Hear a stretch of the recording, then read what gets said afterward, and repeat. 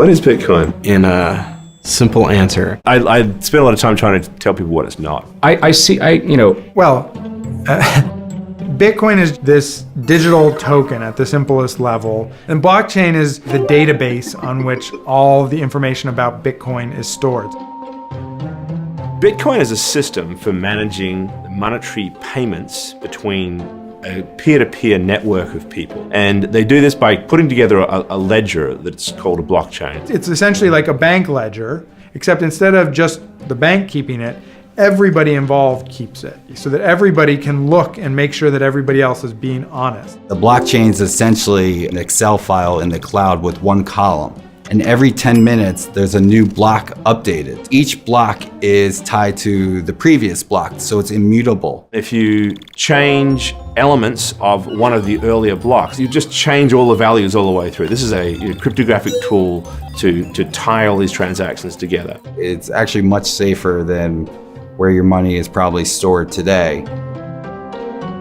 It's quicker for you to FedEx a box of unused checks to somebody in London from New York than it is to send money. Now that is ridiculous. And the reason why it's ridiculous is because money, we know, is nothing but information. And we also know that information is nothing more than bits and bytes, and that we can send bits and bytes to each other instantaneously. Everyone thinks from a consumer perspective that our financial system works very well. You use your credit cards and you get your products. The merchant's not particularly happy because they lost anywhere from 2 to 4% of that transaction to credit card fees. We've relied heavily on these third parties, right? The banks are the obvious ones, but lawyers and others who sit in the middle of our global financial system and really take in enormous fees as gatekeepers.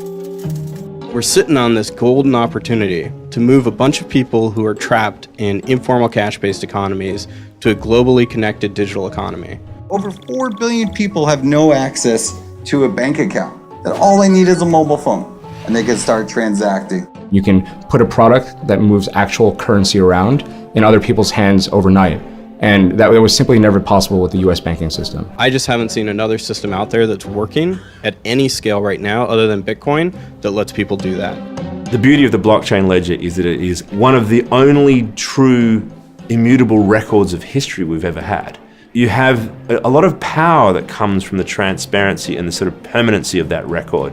So there's a notion that we could create much more reliable registries, and with that we could give greater confidence to lenders and to people participating in transactions that their assets are indeed theirs, and hopefully therefore unlock a lot of the financial services the rest of us take for granted. The hotel industry. Putting hotel rooms on a blockchain so that aggregators like Kayak, Expedia, etc.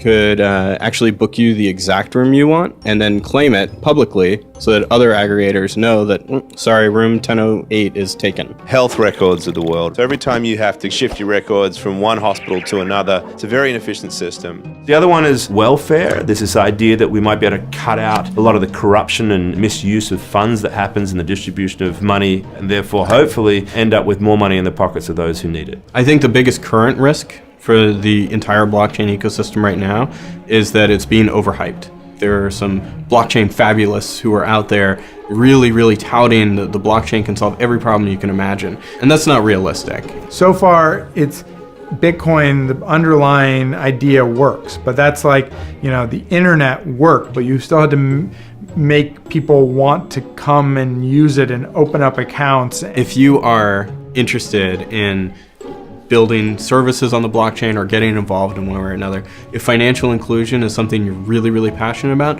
this is something that maybe you'd want to adopt in your tool chest as you're creating a solution for consumers.